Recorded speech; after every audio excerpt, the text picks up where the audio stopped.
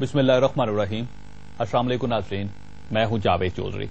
ख्वाहिशात आपको याद होगा सरगोदा की पुलिस ने 9 दिसंबर 2009 को अजीज भट्टी टाउन से 5 अमरीकी शहरी गिरफ्तार किए थे।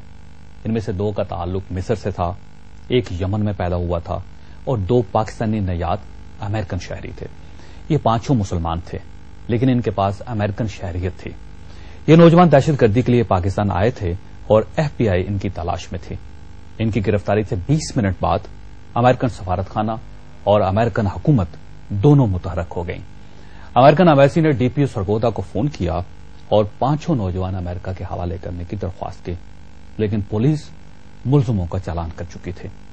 अगले दिन न सिर्फ अमेरिकन एम्बेसी के अमले ने पाकिस्तान के दफ्तर खारजा से राब्ता किया, बल्कि एम्बेसी का लीगल अटैची सरगोदा पहुंचा और उसने अपने शहरियों को कानूनी सपोर्ट देना शुरू कर दी।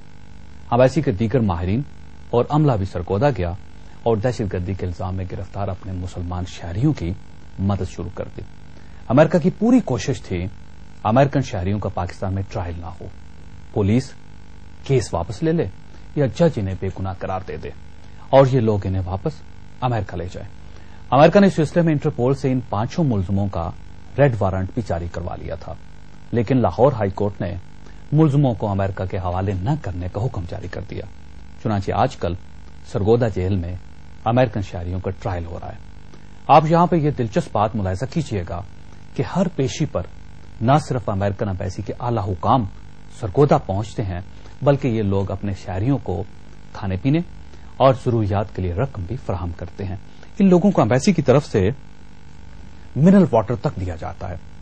एम्बेसी ने नौजवानों के वालिदैन को वकील करने के लिए इमदाद देने की पेशकश भी की थी और ये सब कुछ उन नौजवानों के लिए किया जा रहा है जिन्हें पाकिस्तानी पुलिस और FBI दोनों दहशतगर्द समझते हैं, लेकिन मुजरिम होने के बावजूद अमरीकी हुकूमत अपने मुसलमान शहरियों को पूरी सपोर्ट दे रही है।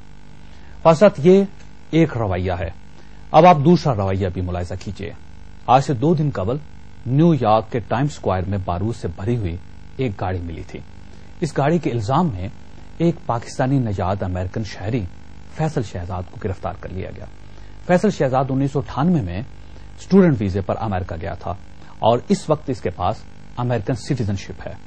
फैसल शहजाद की गिरफ्तारी से चंद लम्हे बाद अमेरिकन मीडिया ने पाकिस्तान और पाकिस्तानियों के खिलाफ प्रोपेगेंडा शुरू कर दिया, जबकि हमारे वजीर दाखिला रहमान मलिक और वजीर खारजा शाह महमूद कुरैशी ने कल अमेरिकन हुकूमत को फैसल शहजाद के मामले में हर किस्म की मामनत की पेशकश कर दी। आप रहमान मलिक साहब की गुफ्तगू मुलाहिजा कीजिए। We condemn this incident and we will help and support US to bring these culprits to justice. I got this information in the morning. We haven't received any formal request or formal information about it, but I did speak to the ambassador this morning, and the initial information which we have is this guy had obtained ID card from Karachi, and his family belongs to Pakhtunkhwa, Khyber, from area called Pabi, and we have already launched a probe, and we will, as I said, that we fully assist the government of US to bring him to justice. यहां पर सवाल पैदा होता है कि क्या वाकई फैसल शहजाद मुजरिम है? अगर है तो इसका फैसला किसने किया? दूसरा, क्या सरगोदा के वाकये की तरह हमारी हुकूमत, हमारे सफारत खाने की यह जिम्मेदारी नहीं बनती कि यह फैसल शहजाद को हर किस्म की सपोर्ट फराहम करे?